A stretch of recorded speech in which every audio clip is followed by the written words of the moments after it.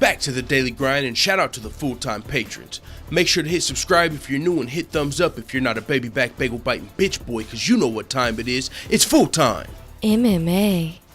UFC prospect Mike Perry. I don't even know what to call him at this point. Is Mike Perry a prospect? Journeyman. I really don't know exactly what you would call Mike Perry at this point. I think journeyman kind of fits at this point just because he's literally like trying to find a camp and stuff, and you know, he's win lose. He's a fan favorite journeyman, I guess you could call him at this point. Either way, this would have been a great opportunity for Mike Perry to get back on track versus Carlos Condit if he was able to take this fight. We all know Matt Brown recently was forced out of his fight with Carlos Condit in just 10 days, and now Alex Cowboy Oliveira is going to be stepping up in Matt Brown's place. But with that being said, Mike Perry, it looks like, was also offered the opportunity, but he said unfortunately he would love the fight. However, on short notice, after taking a month off, which is the longest break of his life, he's still recouping from his foot injury, and also he's pretty heavy right now. It just isn't in the cards. But thanks for thinking of him, you know, with the fight he was saying now. I think this would have been a great matchup for Mike Perry to get back on track. He just took that L to Max Griffin. I think before that he took a loss to Santiago Ponzinibbio, so he's on a 2-fight losing streak.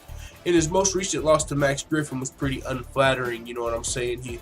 Little unsportsmanship after the fight. He just like stormed off out of the cage. He thought he won the fight, I guess. You know, also, you know what I'm saying? It was a second fight losing streak. So with that being said, some people believe Mike Perry is exposed. They believe a smart fighter can kind of pick him apart and, you know, outlast his cardio and stuff like that. So maybe Carlos Condit would have been able to do that. But at the same time, Mike Perry is known for some pretty brutal knockouts.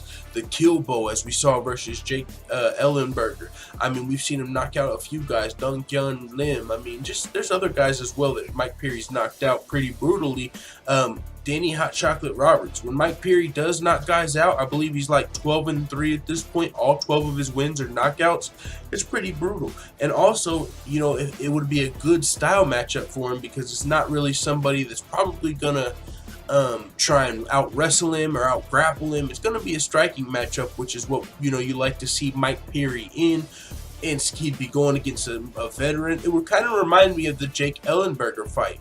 That was a really closely contested fight until, you know, Mike Perry got the knockout. So with that being said, I believe Carlos Condit would probably have been the favorite in a Mike Perry fight.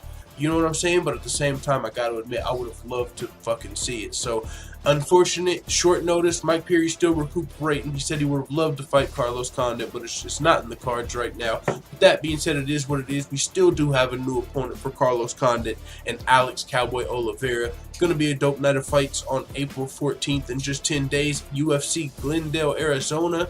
UFC on Fox 29, I believe. Let the full-time family know what you think in the comments. And as always, thanks for watching this video. If you enjoyed this video, make sure you hit the subscribe button and also hit the notification bell right next to it so you're notified every time I upload a video. I'm out. Da da da da da. It's the motherfucking DOG.